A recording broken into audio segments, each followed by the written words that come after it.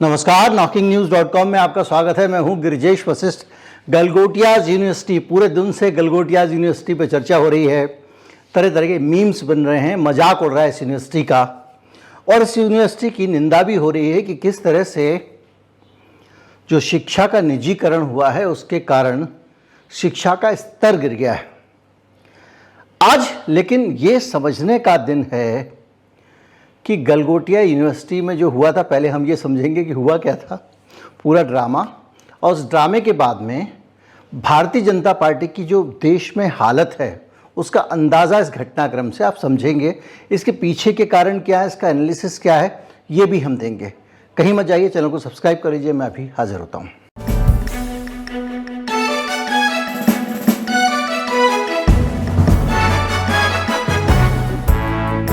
पूरी कहानी शुरू होती है एक प्रदर्शन से। प्रदर्शन हो रहा था कांग्रेस पार्टी के दफ्तर के बाहर अकबर रोड पे।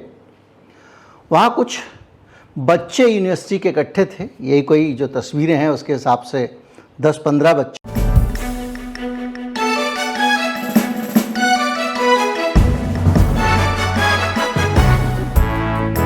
हुआ ये कि आज कांग्रेस दफ्तर के बाहर कुछ बच्चे प्रोटेस्ट कर रहे थे, प्रदर्शन कर रहे थे, और ये जो 10-15 बच्चे थे, ये जो एक विरासत वाला मसला आया है, विरासत कानून जिसका जिक्र उन्होंने कर दिया सैम पेत्रोदा ने, कि अमेरिका में होता है, वहाँ पे जब कोई आदमी मर जाता है तो उसकी संपत्ति जो है वो उसके बच्चों को आधी ही मिलती है, कोई 55% मिलती है, 45% सरकार को टैक्स देना पड़ता है।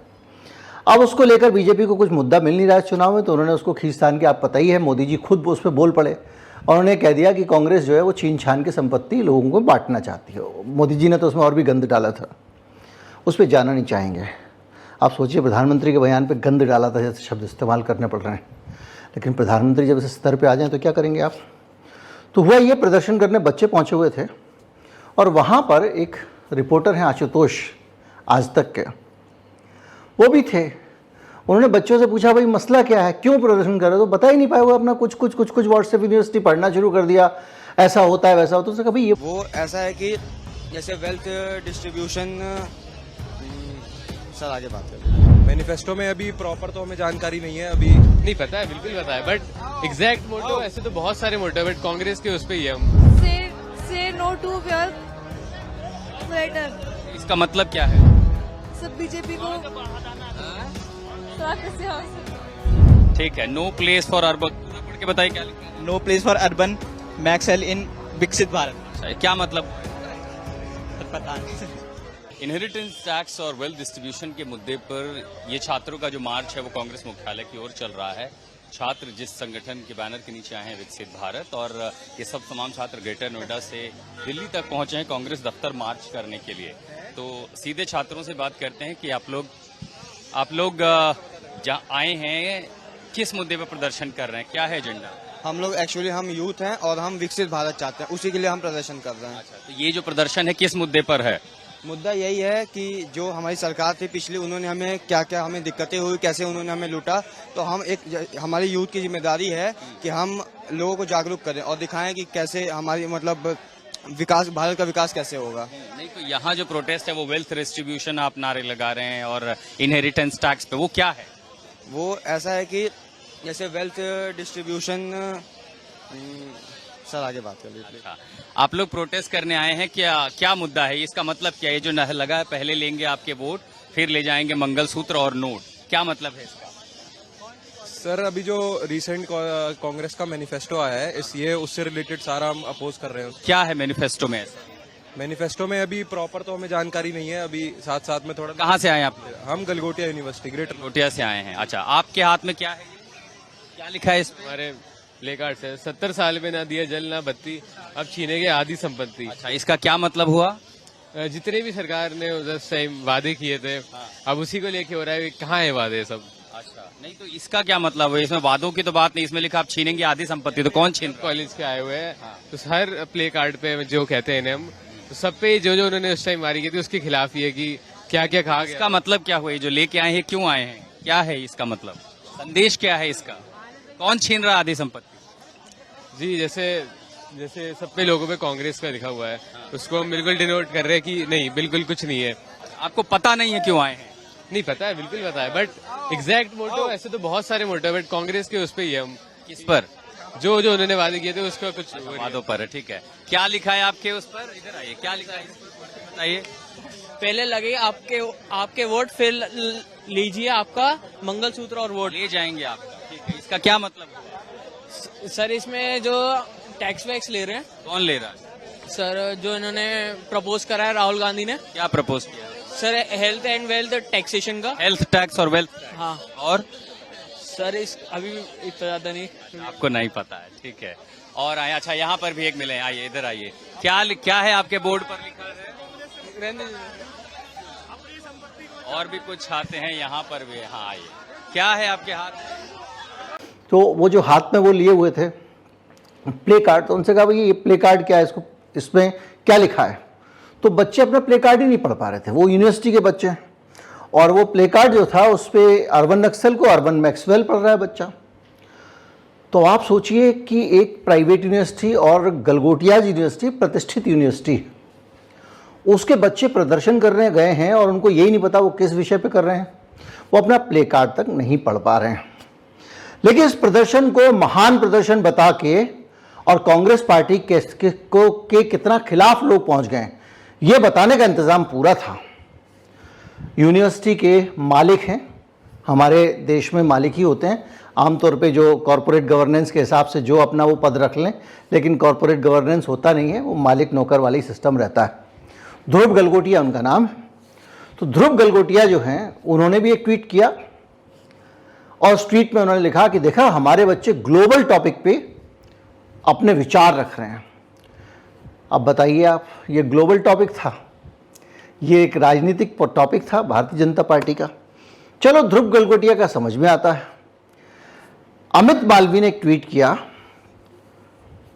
और उसमें लिखा है students protest Congress idea of wealth and inheritance tax outside party national headquarter, this one is on same Pitroda.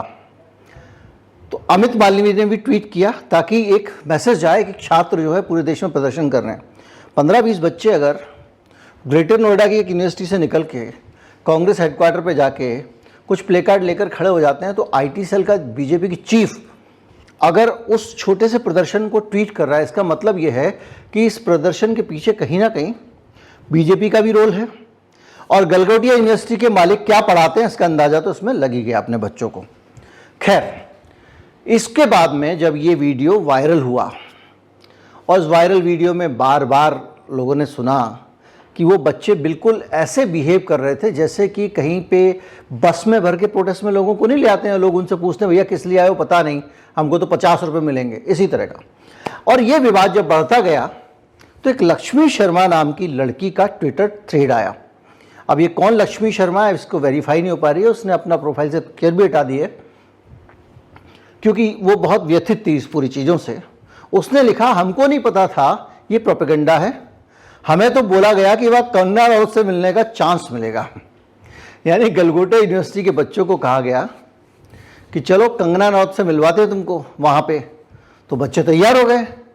अब एक बात बताइए, बच्चे को अगर आप यूनिवर्सिटी से ये कह रहे हो कि हम कंगना राउत से मिलवाने ले जा रहे हैं और यहाँ पे आप उसे आउट ऑफ सिलेबस सवाल पूछ रहे हो, मतलब उसको ला रहे हो कंगना राउत से मिलवाने, उसको कोई मतलब नहीं था कौन सा इनहेरिटेंस टैक्स होता है, कौन सी कांग्रेस पार्टी बीजेपी। वो अपना जाता है वहाँ पे पढ़ाई करता है, बड़ा अच्छा फूड कोर्ट है, खाता पीता है, लॉन में बैठता है, घर आ जाता है और ज़रूरत भर की पढ़ाई कर लेता है। उस बच्चे को कंगना रनौत दिखाने ले आए आप कांग्रेस हेडक्वार्टर पे। अब जब कंगना रनौत नहीं मिली तो और उसकी जगह अब जब पूछना था तो कंगना रनौत से जुड़ा हुआ पूछते कि भैया कंगना रनौत जो है उसकी कौन सी फिल्म पहली थी, उसका पहला प्रेमी कौन था, झट से बता देते बच्चे। अब उन बच्चों से पूछ रहे भैया ये बताओ कि ये अब अर्बन नक्सल लिख के लगा दिया एक प्ले कार्ड। सोचिए, अब ये लिख रही है लक्ष्मी कि मैं on behalf of student council I apologize for everyone. आप सोचिए, जो छात्र संघ है वहाँ का स्टूडेंट काउंसिल है, उसकी तरफ से लक्ष्मी माफ़ी मांग रही है। इसका मतलब ये थ्रेड अगर सही है तो छात्र संघ की जो अध्यक्ष है या जो छात्र संघ की प्रतिनिधि है वो है ये लक्ष्मी। और उसने लिखा है यूनिवर्सिटी मैनेजमेंट ने हम पे दबाव डाला था और ये प्ले कार्ड हमको दिए थे। अब वो फोटो देख लीजिए आप, आपको अंदाज़ा लग जाएगा कि प्ले कार्ड क्या हैं, किस स्टैंडर्ड के हैं। और वही लक्ष्मी लिखती है कि भैया हमारे पास इतना पैसे नहीं है कि हम इतने सुंदर सुंदर प्ले कार्ड छपवाएं, हमको तो जो प्रिंट किए हुए मिल गए हमने दे दिए। अगर हमको भी प्रदर्शन करना था, बच्चों को भी प्रदर्शन करना था, तो हम तो चार्ट पेपर पर बढ़िया बढ़िया प्ले कार्ड बनाते। और इस इंस्टा हैंडल से भी हमने सारे वीडियो इसीलिए हटा दिए हैं क्योंकि ये प्रोपेगेंडा था। ये लिख रही है और वह कह रही है कि मेरा सपना IAS बनना है, और यहाँ पर सारे के सारे लोग पॉलिटिकली मोटिवेटेड चीज़ों में मैनेजमेंट ने हमको फंसा दिया। यानी यूनिवर्सिटी का मालिक अमित मालवीय के कहने पर अपने बच्चों को उल्लू बना के, अब सीधे मालिक ने उल्लू बनाया, किसने बनाया?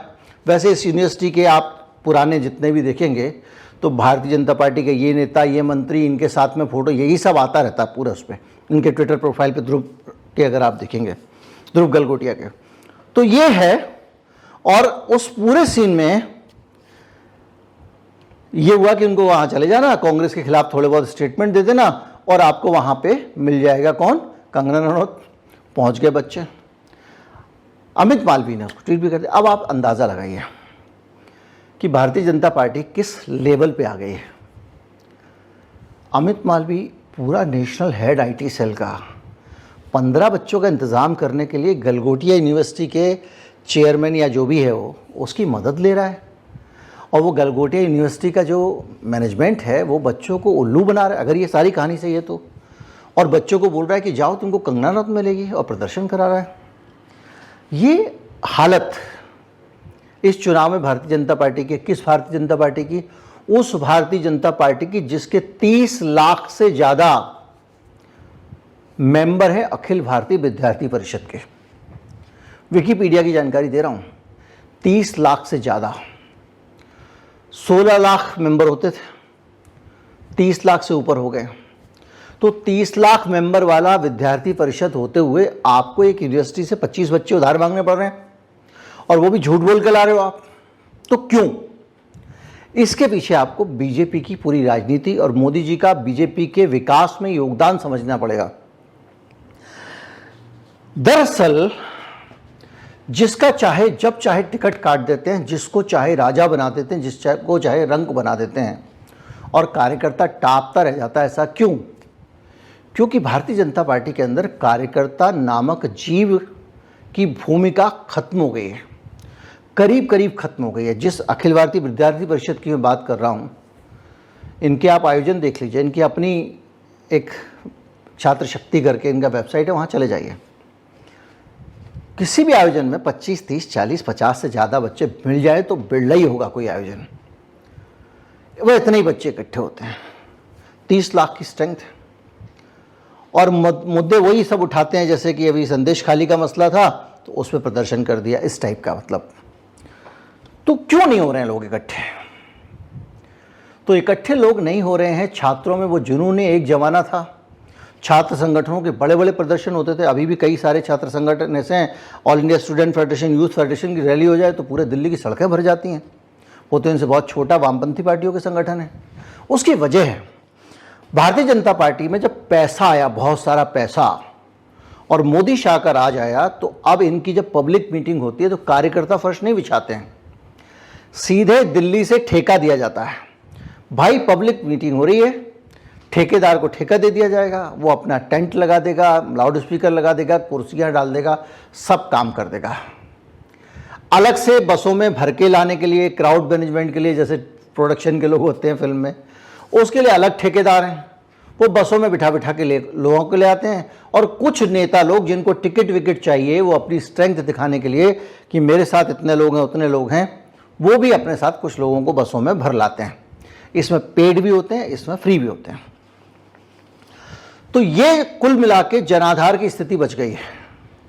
इसीलिए किसी भी नेता का जब टिकट काट देती है पार्टी तो कुछ कर ही नहीं पाता, क्योंकि ना तो उसके पास कार्यकर्ता हैं, ना कार्यकर्ताओं की भूमिका है, ना ज़मीन पे उस तरह से संगठन बच रहा है। धीरे धीरे ये कॉरपोरेट सिस्टम जैसा हो गया। दिल्ली में पैसे भेज दो, दिल्ली से ठेका दे दो, उसी पे पब्लिक मीटिंग हो जाएगी। जिस जिस नेता को मंच पे रहना है, ये लिस्ट भी दिल्ली से ही भेज दो। और ज़्यादा से ज़्यादा दिल्ली से लिस्ट भेजने के लिए इमाम वाले से मदद ले लो, किसी एक आदमी से जो अपना खास आदमी हो। और इसीलिए किसी की भी छुट्टी कर देते हैं क्योंकि वो पूरा जो ग्राउंड वर्क है वो ख़त्म हो गया, और ऊपर से वो जो ग्राउंड वर्क वाले जो नेता बचे हुए थे उनके सर पे बाहर वाले बिठा दिए। भारतीय जनता पार्टी ने हर चौथा उम्मीदवार इस बार चुनाव में बाहर वाला उतारा है। तो जो संगठन की सड़क पे शक्ति होती है वो तो वैसे ही खत्म हो गई।